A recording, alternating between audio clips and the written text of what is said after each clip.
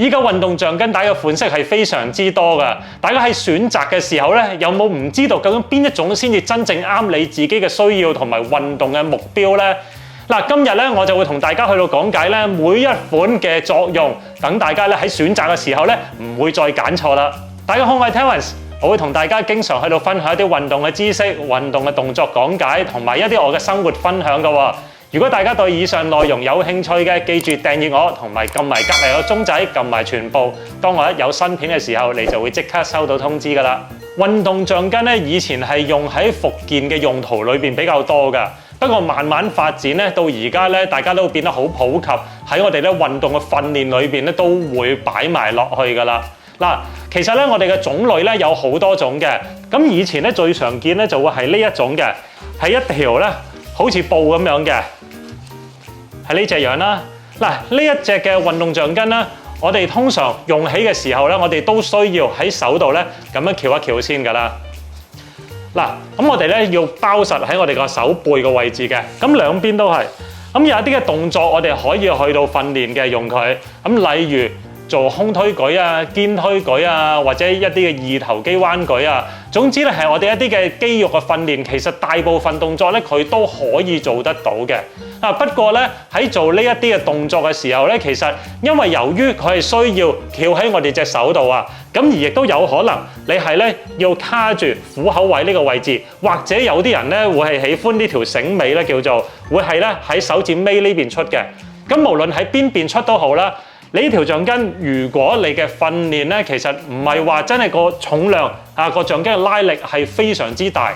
只不過係咧可能係一啲嘅女士去到收身，咁又或者咧係比較輕嘅重量嘅話咧，其實問題唔會太大嘅。但係如果例如你好似我玩咁樣，我玩親咧動不動可能都會係過100磅㗎啦，二頭玩唔到咁多啦，但係二頭都可能會玩到兩邊加埋都有50-60磅嘅。喺呢啲時候，如果我條橡筋係扯住我個虎口位嘅位置咧，其實我會係覺得係幾痛下㗎。所以當我咧加強訓練嘅時候，嗰條橡筋帶嘅拉力咧係非常之大嘅話咧，我就會加呢一個嘅手環落去㗎啦。咁呢個手環係愛嚟綁喺個橡筋嘅尾嘅位置。咁就令到我可以兩隻手係好舒服咁樣揸喺一兩嚿海綿度，去到做訓練嘅話咧，就唔會令到我虎口位嘅位置咧係覺得痛㗎啦。不過用呢一類型嘅橡筋，其實喺訓練上係有一啲限制㗎。有部分嘅動作其實唔係個效益會做得好嘅。例如，如果我攞呢一類嘅橡筋去到做 chest fly 呢個動作，其實由於橡筋咧，佢係需要有一定嘅拉伸，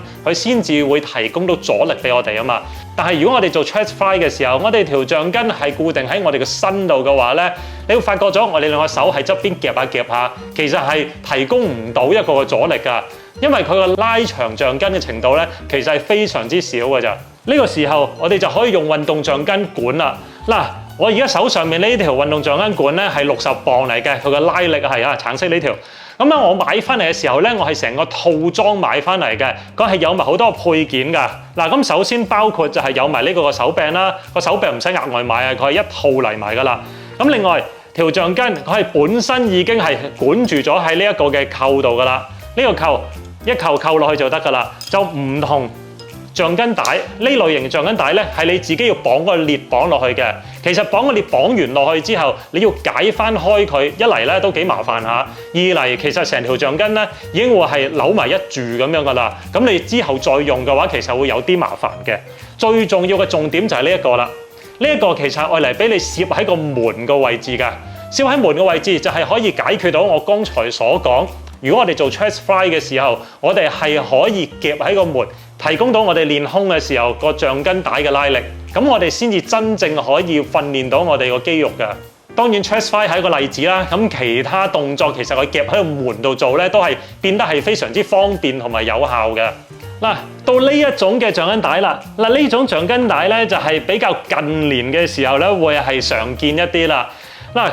佢咧個好處係咩咧？嗱，其實咧我自己咧用落嚟嘅話咧，我就會覺得呢一類型好似一塊布嘅橡筋咧，其實係比較容易爛啲嘅，冇咁襟用嘅。咁不過咧呢一種咧，暫時我都叫做用咗2-3年，都仲係用緊呢一條啫，都仲係未爛嘅。咁至於咧個使用上咧，其實係有少少分別嘅。佢本身呢個已經係一個環嚟㗎啦。咁所以咧有陣時有某啲嘅動作咧，其實佢會係方便啲我去做㗎。我唔需要再將條橡筋帶預先翹咗喺手先，然後先至去做我嘅動作。我就咁樣揸住條帶，其實就已經做得㗎啦，方便程度係高咗好多嘅。而最後呢一款啦，嗱呢一款咧，你會見到咧都係好似類似一塊布咁嘅橡筋嘅，但係呢個環咧係非常之細個，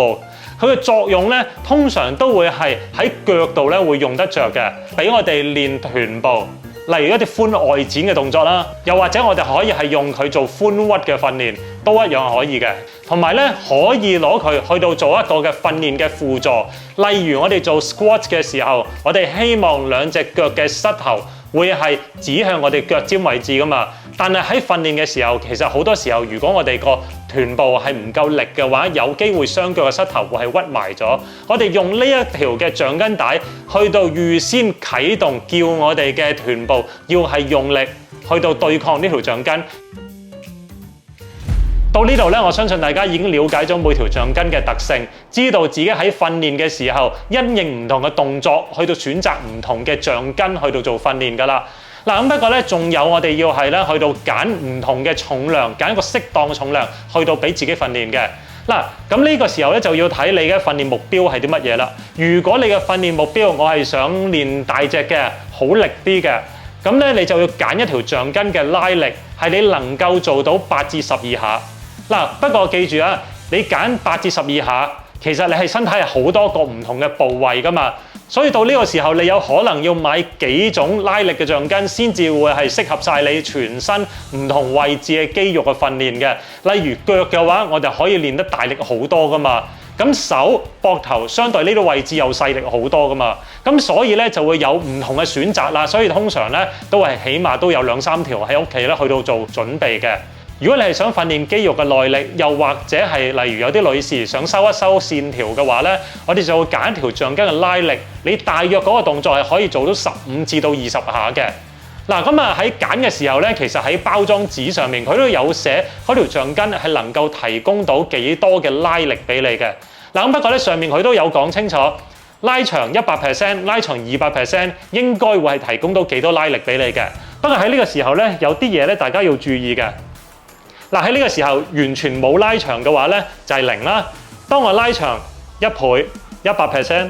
再拉長去到200%。嗱，其實去到呢個時候咧，已經唔好再將佢拉長㗎啦。因為通常再拉長嘅話咧，一般橡筋個拉力都會失去，同時間咧會斷添嘅。咁所以咧喺用嘅時候咧，大家都要咧去到注意，去到小心嘅。好啦，到呢個時候，我相信大家已經了解咗咧點樣去到揀一條適合你自己嘅橡筋㗎啦。嗱，喺嚟緊嘅影片，我會同大家去到示範點樣去到應用呢啲嘅橡筋，點樣去到訓練身體唔同嘅部位嘅。而如果有邊一啲部位咧，你係想去到知道點樣訓練嘅話咧，都歡迎喺下邊留言度寫低㗎喎。好啦，咁啊今日嘅影片到呢度先，咁我哋咧下次返到嚟再見啦，拜拜。